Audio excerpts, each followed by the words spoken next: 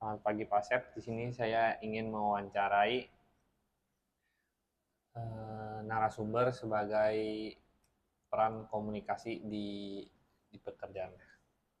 Sebelumnya perkenalkan, nama saya David Wijaya di sini, dan di sini ada Juan Juan sebagai sebagai mahasiswa Universitas Multimedia Nusantara yang sedang bekerja di dalam sebuah creative agency bernama Freya Story. di sini itu bisa ceritakan pekerjaan atau tanggung jawab di dalam perusahaan Anda saat ini. Kalau berbicara tentang pekerjaan, saya sendiri bekerja sebagai seorang asisten produser yang dimana asisten produser itu memiliki tanggung jawab terhadap tahapan-tahapan produksi atau manajemen produksi yang mungkin istilahnya sering didengar. Tahapan-tahapan tersebut tuh terdiri dari tahap preproduksi, yaitu sebelum tahap eksekusi. Yang kedua ada tahap produksi. Tahap produksi tersebut bisa dikatakan sebagai tahap eksekusi. Yang terakhir ada tahap pasca produksi. Tahap pasca produksi itu adalah tahap di mana video-video yang mungkin udah diambil itu bakal disatukan kembali nantinya. Di sini tuh kompetensi apa sih yang paling dibutuhkan untuk posisi Anda? Kalau berbicara kompetensi, sebenarnya lumayan banyak. Cuman menurut saya yang paling penting itu adalah ketangkasan mahasiswa, di situ pola berpikir kreatif dan solutif dari mahasiswa. Itu yang paling penting sih untuk dunia kerja menurut saya. Ada nggak sih media yang paling sering digunakan untuk pekerjaan Anda?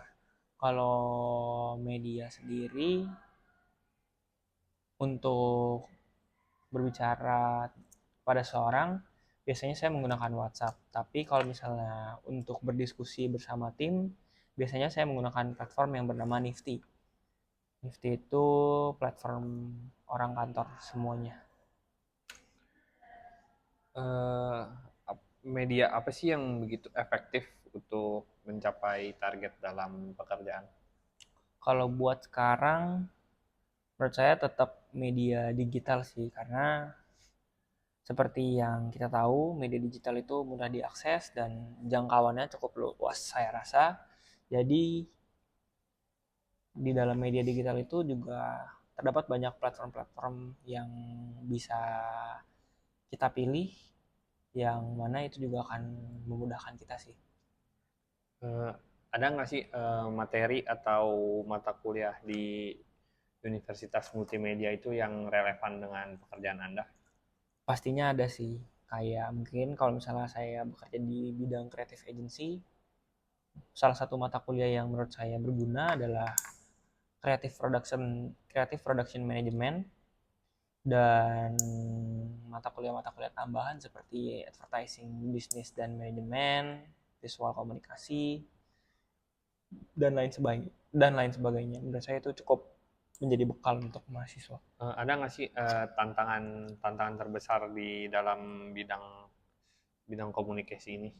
Kalau berbicara tentang tantangan terbesar, pastinya ada. Apalagi kan kita hitungannya masih proses adaptasi dari mahasiswa ke pekerja tetap.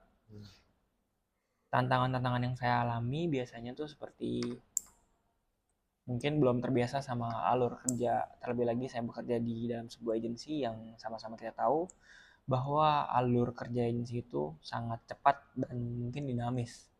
Selain itu mungkin hal-hal kecil sih, kayak terkadang tuh saya masih segan untuk berbicara dengan orang-orang di kantor yang baru saya temui.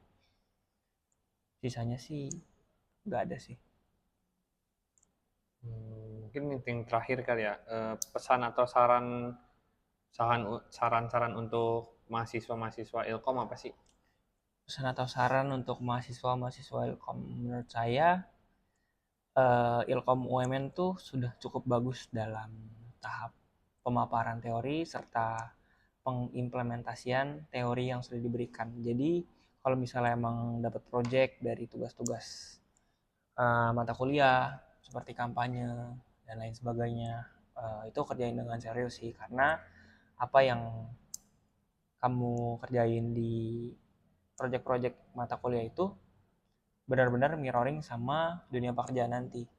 Seperti itu sih. Mungkin itu aja kali pertanyaan dari saya. Terima kasih atas waktu luangnya ya. Ya, terima kasih juga karena sudah mau mewawancara saya sebagai narasumber. Terima kasih.